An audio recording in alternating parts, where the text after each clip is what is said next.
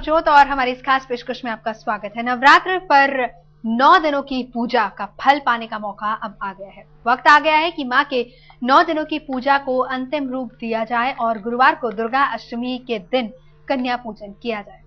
आपको बता दें कि गुरुवार के दिन ही कुछ इस तरह के संयोग बन रहे हैं कि कन्या पूजन बहुत ही शुभ होगा आपके लिए, लेकिन उसके लिए आपको करने होंगे कुछ खास तरह के पूजन और आप पा सकते हैं मां का आशीर्वाद, अपने जीवन का अंधेरा मिटा सकते हैं। अष्टमी पूजन पर किस तरीके से आपको करना होगा कन्या का पूजन और क्या है पूरा विधि विधान बताने के लिए हमारे साथ हैं आचार्य नागर जी। बहुत बहुत स्वागत है नागर जी। बहुत धन्यवाद, नमस्कार। लेकिन सबसे पहले हम जानते हैं कि इस बार कन्या पूजन का महत्व क्या है और इस बार की दुर्गा अष्टमी इतनी खास क्यों है।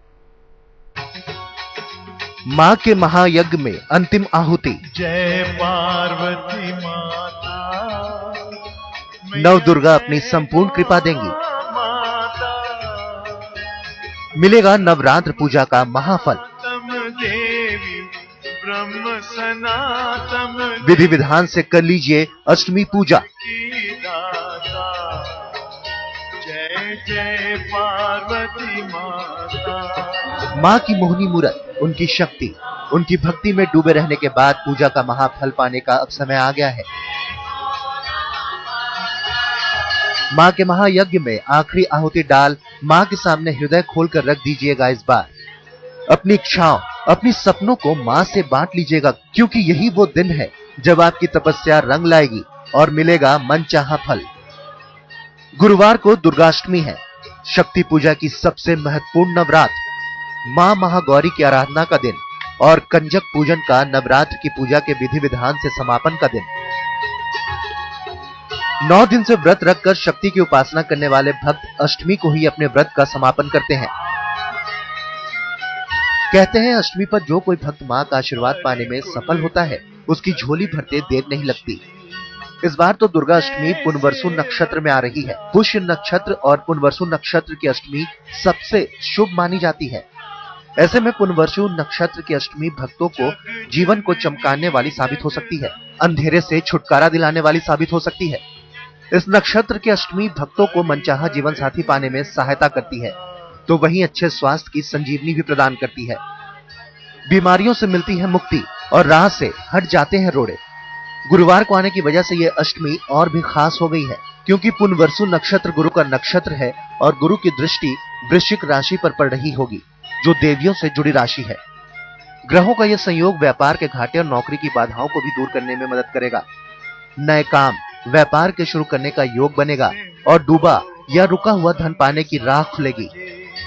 अष्टमी पर जितना महत्व मां की आराधना का है, उतना ही कंजक पूजन यानी कन्या पूजन का भी है।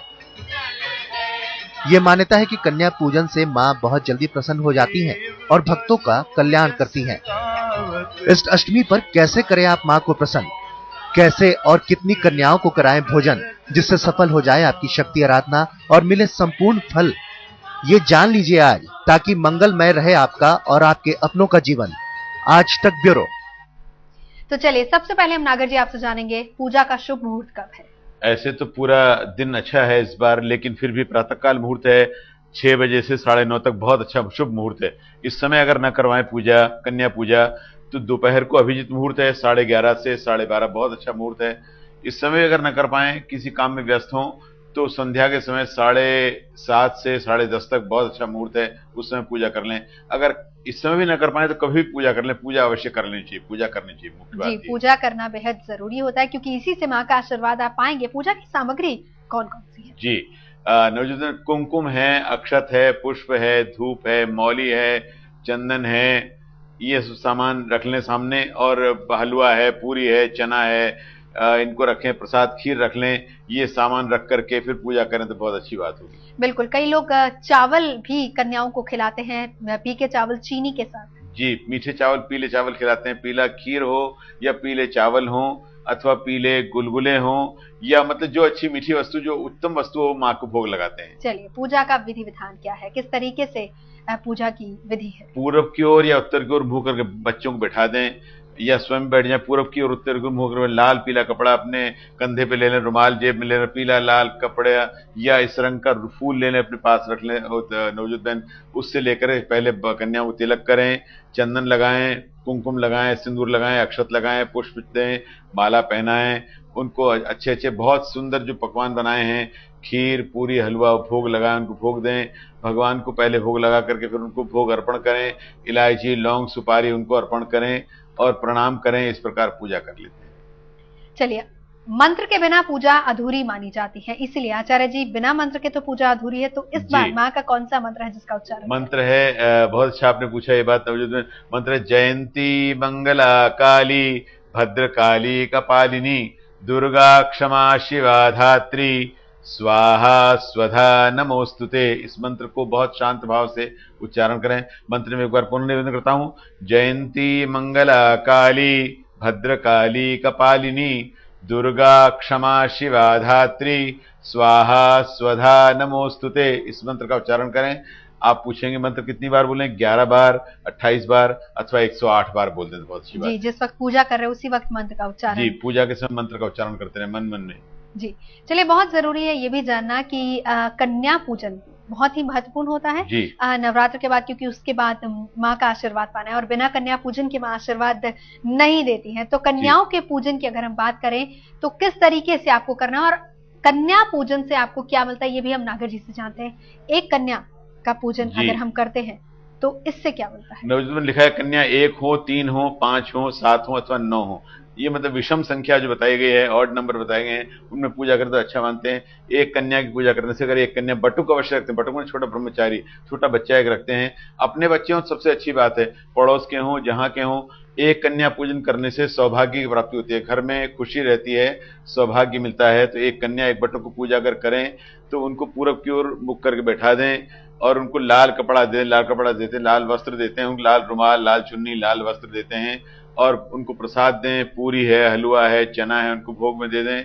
उनको भोग दे करके, प्रसाद दे करके फिर उनको दक्षिणा दें, उपहार दें। उपहार अवश्य देते हैं। उपहार मतलब कपड़ा दें, वस्त्र दें, बर्तन दें, कोई चीज दें, पढ़ने लिखने की कलम, पेन, पेंसिल, कोई चीज देते हैं, दे करके फिर उनको प्रणाम करते हैं। इस प्रकार करने से सौभाग्य की प्राप्ति होती है, एक करने से। जी, कामनाओं की कंजक पूजन हम आपको दिखा रहे हैं। 3 कन्या का पूजन अगर करना है तो इससे क्या मिलता है? जी, अगर संतान की इच्छा है, 7 वर्ष हो गए विवाह को और अगर संतान नहीं हुई तो संतान कामना के लिए 3 कन्याओं की और 1 बटुक की पूजा करें।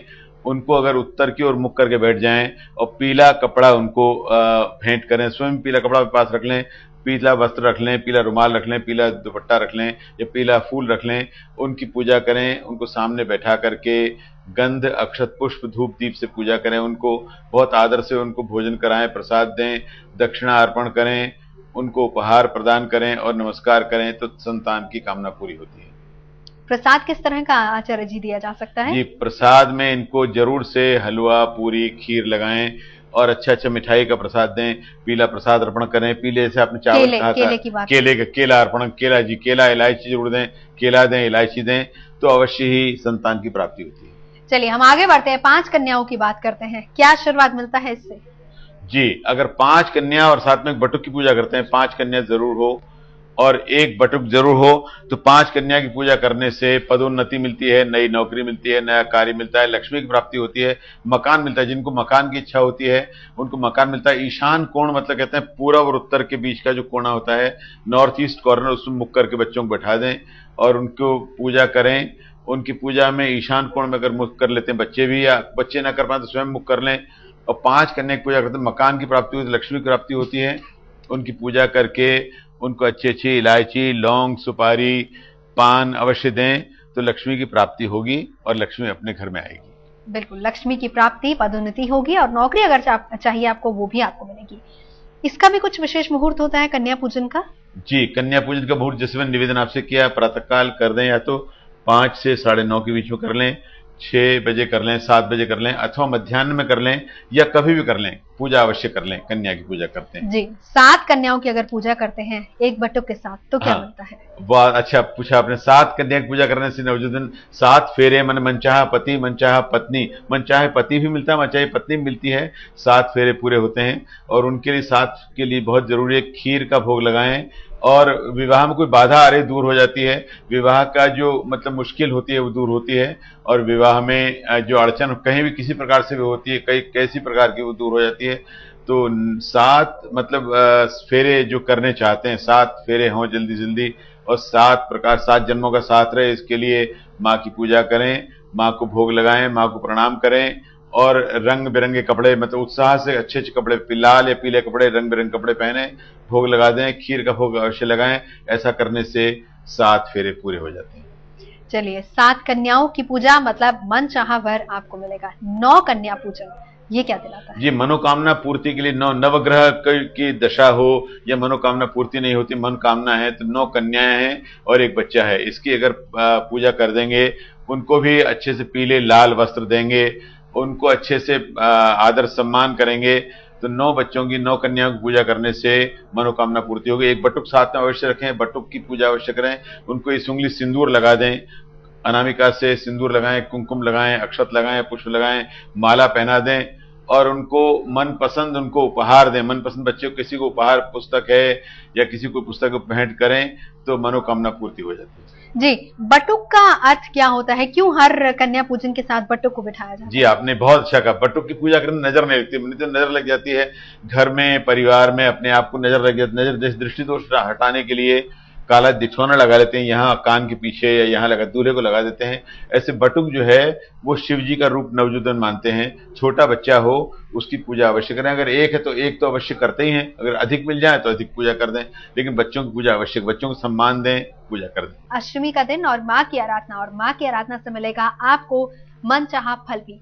अष्टमी का कहते हैं कि माँ गौरी की पूजा होती है, किसका रूप है और क्या खास महत्व होता है अष्टमी का? जी, आपने बहुत ठीक कहा। पहले होते प्रथम शैलपुत्री च, द्वितीयम ब्रह्मचारिणी, तृतीयम चंद्रघंटेति, कूष्मांडे, चतुर्थकम पंचम स्कंदमातेति, का सप्तम कालरात्रि, महागौरी महागौरी अर्थात महागौरी 8 दिन व्रत किया था पार्वती ने, तो एक तो गौर वर्ण प्राप्त हुआ, सुंदरता प्राप्त होती है, तो इसलिए 9 दिन जो करते हैं। और हमारा देश कृषि प्रधान देश है, यहाँ तो मतलब कृषि अभी फसल, रबी की फसल हो चुकी है, फसल बहुत अच्छी रहती है। जो 9 दिन 8 दिन पूजा, कोई 8वें दिन करता है, कोई 9वें दिन करता है। महागौरी की पूजा करने से एक तो अच्छी सुंदरता प्राप्त होती है, मन को भी, मन के विचार अच्छे रहेंगे, और तपस्या साधना भी होती है, उससे अच्छा रहता है। जो पूजा करते हैं 8 दिन लगातार या 8वें दिन कंजक पूजा करते हैं, उनको सभी कामनाएं पूरी हो जाती हैं। जैसे पार्वती की इच्छाएं पूरी हुई थी, पार्वती हिमालय की पुत्री थी, मेनका की पुत्री थी, उनकी इच्छा थी कि शिव जी से विवाह करें, लेकिन नारद जी ने चाहा कि विष्णु से विवाह हो जाए, पर उन्होंने अष्टमी के 8 दिन व्रत किया तो उनको शिव जी से विवाह हुआ, अर्थात जो मनोकामना होती पूरी होती है। इसलिए 6 मास में नवरात्रि आती है, 4 नवरात्रि होती है, लेकिन 2 नवरात्रि सब जानते हैं। तो नवरात्रि में जो पूजा करते हैं उनका सब कुछ अच्छी प्रकार से होता है। और अच्छा तो सब कुछ तभी होगा जब हम विधि विधान का भी ख्याल रखेंगे, यानी उन खास बातों का जो करनी चाहिए और जो नहीं करनी चाहिए, क्या करें क्या ना करें। इन दिनों में करने में तो व्रत करें, अगर व्रत कर सकते हैं तो अच्छी बात है, न कर पाए तो सात्विक आहार लें, ऐसा आहार लें, गरिष्ठ आहार न लें जिससे नींद आए, ऐसा न लें। यात्रा प्रारंभ नहीं करते हैं, यात्रा प्रारंभ, अगर यात्रा चल रही चलने दें, यात्रा प्रारंभ न करें, नई प्रारंभ न करें। और इसमें लिखा है कोई भी किसी प्रकार से किसी को भी अच्छे प्रकार से सम्मान करें, आदर करें, प्रणाम करें, मंदिर जरूर जाएं, मंदिर जा सकें जाएं, तुलसी जी की पूजा करें, किसी का अपमान न करें, किसी की निंदा न करें, किसी को मन न दुखाएं, किसी को किसी प्रकार से भी अपमान न करें, कभी भी न करें। इन दिनों तो बिल्कुल न करें। महिलाओं का, बहनों का, माँ है, बहन है, बेटी, इनका खूब आदर करें, और तुलसी जी के सामने में दीपक जलाएं तो बहुत अच्छा होगा। चलिए नागर जी, आप हमारे साथ आए, इस तमाम चर्चा के लिए बहुत बहुत शुक्रिया। फिलहाल हमारी इस खास पेशकश में इतना ही।